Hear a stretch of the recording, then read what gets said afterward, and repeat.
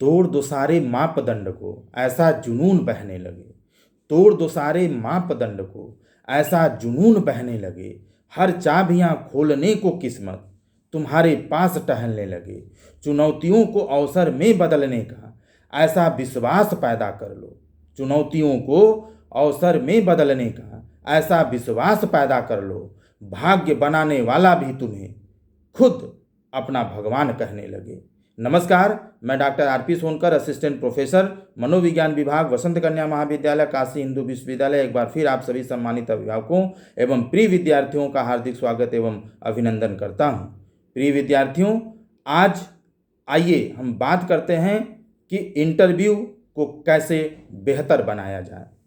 सबसे पहले, यदि आप कहीं भी इंटरव्यू देने जा रहे हैं तो आपका आत्मविश्वास आपकी आंखों में और आपके चेहरा पर साफ साफ दिखना चाहिए। चेहरे पर आत्मविश्वास भरा स्माइल होना चाहिए, परंतु यह ध्यान रहे कि हद से ज़्यादा स्माइल सामने वाले को चुभ सकता है। आपके उठने, आपके बैठने, आपके चलने में आपका आत्मविश्वास साफ साफ झलकना चाहिए। एक्सपर्ट आपसे ऐसा ही सवाल पूछेगा जो सबसे कठिन होगा, तो उत्तर न दे पाने की स्थिति में आप बिल्कुल परेशान न हों, क्योंकि बेशक एक्सपर्ट आपसे बेहतर जानता है। एक्सपर्ट को उस तरफ आप ले जाएं जहां आपकी अच्छी पकड़ हो, अर्थात जहां आपका कॉन्सेप्ट क्लियर हो और आप बिल्कुल कॉन्फिडेंट फील करते हो। जिस क्वेश्चन का आंसर आपको मालूम न हो, पूरे आत्मविश्वास के साथ उसको मना कर दीजिए, क्योंकि कभी कभी सही प्रश्न के सही जवाब न देने से महत्वपूर्ण ईमानदारी पूर्वक ना बोलना होता है। आप ज़्यादा से ज़्यादा प्रश्नों का जवाब दे सकते हैं, परंतु 100% सवालों का जवाब देना संभव नहीं हो सकता है। जितना पूछा जाए उतना ही बताएं, अर्थात कम बोलें, सही बोलें और सटीक बोलें।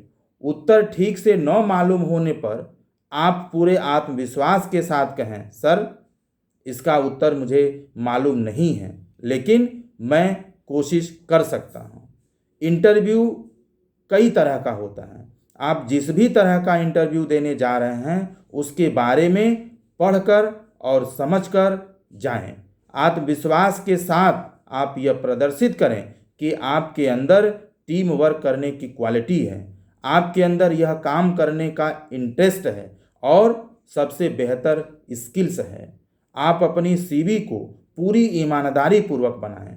संस्था के बारे में हो सके तो कुछ रोचक जानकारियों को डेट और डेटा के साथ तैयार रखें।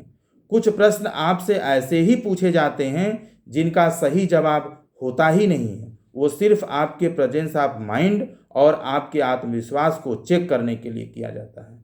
आप अपने सब्जेक्ट्स के उस पेपर को फेवरेट बनाएं जो और लोगों को कठिन लगता है। यह आपको दूसरों से अलग करता है और इंटरव्यू पर इसका पॉजिटिव इम्पैक्ट पड़ता है।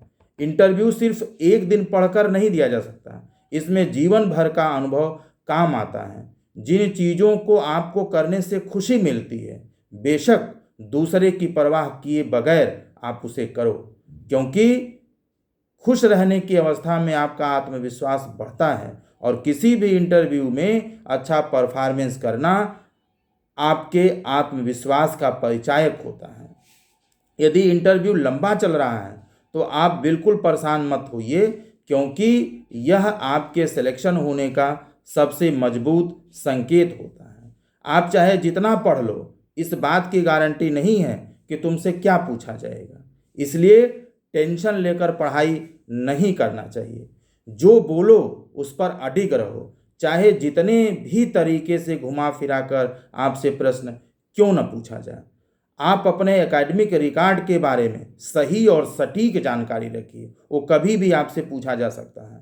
साथ ही साथ यदि आपने एमफिल किया है, पीएचडी किया है, आपने बहुत सारे सेमिनार्स अटेंड किए हैं या पेपर आपके बहुत पब्लिश्ड हैं, तो आप उसे अच्छे तरीके से पढ़ कर जाइए और जिस जर्नल्स में आपके पेपर पब्लिश्ड हैं उसके बारे में भी सामान्य जानकारी आपके पास होनी चाहिए। आप अपने सभी पेपर्स के बारे में कम से कम उसका रेशनल्स, उसकी फाइंडिंग्स और उसके इम्प्लीकेशंस के बारे में अवश्य पढ़ कर जाएं। और साथ ही साथ यदि आप एमफिल किए हैं, पीएचडी किए हैं, तो आप उसके बैकग्राउंड, उसके रेशनल्स, उसके फाइंडिंग्स, उसके कंक्लूजन्स और इम्प्लीकेशंस के बारे में बेहतर तरीके से समझ रखिए। ये निश्चित तौर पर आपसे पूछा जा सकता है और इन प्रश्नों के पूछने पर आप इनका जवाब ऐसे पॉजिटिव इमोशंस के साथ दीजिए जैसे यह महसूस हो कि काफ़ी देर से आप इसी प्रश्न का इंतजार कर रहे थे। कुछ विवादास्पद तथ्यों को बताना यदि आवश्यक हुआ तो आप उसको रिफरेंस सहित बताइए। इसके साथ ही साथ कभी कभी जब इंटरव्यू आप देने जाते हैं तो वहाँ पर आपकी फिजिकल अपीयरेंस का भी बहुत महत्वपूर्ण रोल होता है। इसके लिए आप बहुत सारी चीज़ें जानते हैं, लेकिन फिर भी मैं आपको कुछ महत्वपूर्ण टिप्स के बारे में बताना चाहता हूँ। जब भी आप किसी इंटरव्यू में जाएं, आप बहुत अकड़ कर या बहुत झुक कर खड़े न हों। साथ ही साथ यदि आपको कुर्सी पर बैठने का ऑफर दिया जा रहा है तो आप विनम्रतापूर्वक शुक्रिया कहें या थैंक्स बोलें और बैठते वक्त किसी भी तरह का आवाज़ या इरिटेशन सामने वाले को नहीं होना चाहिए। यह बिल्कुल आपको ध्यान रखना चाहिए। हाथ यदि आप मिलाएं तो आपका आत्मविश्वास और आपका सकारात्मक ऊर्जा सामने वाले को महसूस होना चाहिए। साथ ही साथ आपका हेयर स्टाइल, आपका जो ड्रेस है वो बिल्कुल सिंपल होना चाहिए। आपका बॉडी लैंग्वेज बिल्कुल संतुलित होना चाहिए। कोई ऐसा बॉडी पोस्चर नहीं बनाना चाहिए जिससे सामने वाले पर नेगेटिव इम्पैक्ट पड़े। साथ ही साथ आप अपने नाखून को काट कर जाएं।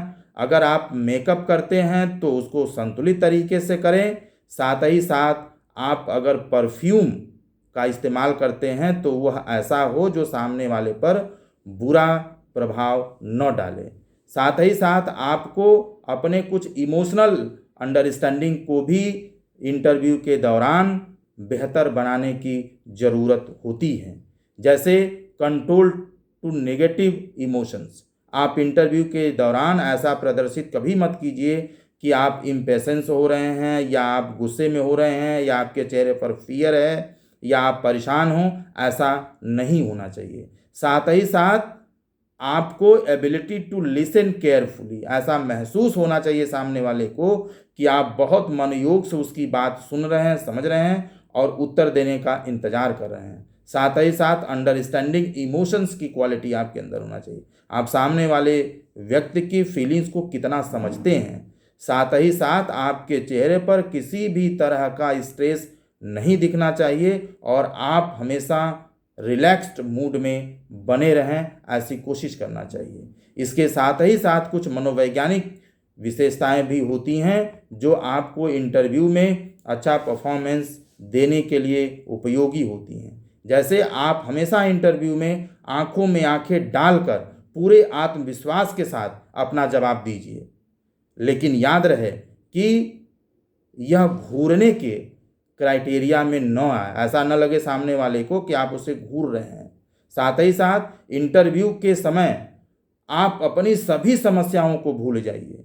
आप ऐसा सोचिए, अपनी समस्याओं से ऐसे बात कीजिए कि मैं इंटरव्यू के बाद आकर तुमसे बात करता हूँ, लेकिन इंटरव्यू के दौरान आप अपनी सभी तरह की समस्याओं को भूलकर सिर्फ इंटरव्यू पर फोकस कीजिए। साथ ही साथ आपके अंदर अलर्टनेस और अवेयरनेस होना चाहिए, क्योंकि कुछ सवाल आपसे ऐसे भी पूछे जा सकते हैं जहां पर यदि आप अलर्ट और अवेयर नहीं हैं तो भी आप उसका जवाब नहीं दे सकते। साथ ही साथ आपके अंदर स्ट्रॉन्ग कम्युनिकेशन स्किल्स होना चाहिए, यानी आपके अंदर अपनी बात को, एक एक शब्द को सामने वाले को कम समय में इस तरीके से समझाने की काबिलियत होनी चाहिए जिससे सामने वाला इम्प्रेस हो जाए। आपको अपने इंटरव्यू में अपने विल पावर को बिल्कुल प्रदर्शित करने की ज़रूरत है। साथ साथ आपके अंदर इंटरव्यू की ड्राइव होनी चाहिए। सामने वाले को महसूस होना चाहिए कि आपसे बेहतर कोई कैंडिडेट हमारे ऑर्गेनाइजेशन के लिए हो ही नहीं सकता है। साथ ही साथ पूरे इंटरव्यू के दौरान आपको पेशेंस और पैशन बिल्कुल बना करके रखना है, बिल्कुल सामने वाले को प्रदर्शित करना है। ये चीज़ आपको बेहतर तरीके से समझना है। साथ ही साथ आपको अपने ऊपर नियंत्रण रखने की ज़रूरत है, सेल्फ कंट्रोल की एबिलिटी आपके अंदर होनी चाहिए। ये चीज़ें यदि आपके अंदर हैं तो आपका इंटरव्यू बहुत बेहतर तरीके से हो सकता है। साथ ही साथ आफ्टर इंटरव्यू के बाद आपको क्या करना चाहिए, चाहे कारण जो भी हो, आपको बाहर निकलकर खूब हंसना चाहिए। इससे क्या होता है, कई दिनों का फ्रस्ट्रेशन और तनाव आपका दूर होता है। साथ ही साथ accept all positive and negative consequences. आपका सिलेक्शन होगा तो भी ठीक है और नहीं होगा तो कोई बात नहीं। जिस तरीके से आप अपने इंटरव्यू के द्वारा अपने सेलेक्ट होने की उम्मीद करते हैं, आप अपने आप को सेलेक्ट न होने की भी चीज़ को बहुत विचित्र और बहुत चढ़ा बढ़ाकर सोचने की ज़रूरत नहीं है, परेशान होने की ज़रूरत नहीं है। इंटरव्यू पर बहुत तर्क और वितर्क करने की ज़रूरत नहीं है। जो होना है वो हो चुका है, इस पर बहुत बहस करने की ज़रूरत नहीं होती। कई बार ऐसे लोगों का भी सिलेक्शन हो जाता है जिन्हें सिलेक्शन की कद्र भी नहीं होती और कभी कभी लाखों मापदंडों का पालन करने के बावजूद भी उनका सिलेक्शन नहीं होता, जिनका सिलेक्शन होना उनके लिए जिंदा रहने से ज़्यादा जरूरी होता है। भगवान भी उसी को देता है जिसे रखने की ज़रूरत नहीं होती, या भगवान उसे ही देता है जिसे रखने की जगह भी नहीं होती, और ठोकर बार बार उसी को लगती है जिसे पहले से ही जख्म होता है। आपको सफलता देने से पहले ऊपर वाला बहुत निर्दयी होकर आपकी परीक्षा लेता है। अपनी असफलता पर दुखी मत हो, जिसका सिलेक्शन हुआ है उसकी खुशियों में शामिल हो जाओ। ऊपर वाला तुम्हारे बारे में बहुत अच्छा सोच कर रखा है। जानते हो, जीतने वाले को फर्स्ट प्राइज सबसे बाद में दिया जाता है। तुम थर्ड प्राइज के लिए उदास मत हो, बस वक्त का इंतजार करो। आप सभी को होली की बहुत बहुत शुभकामनाएं।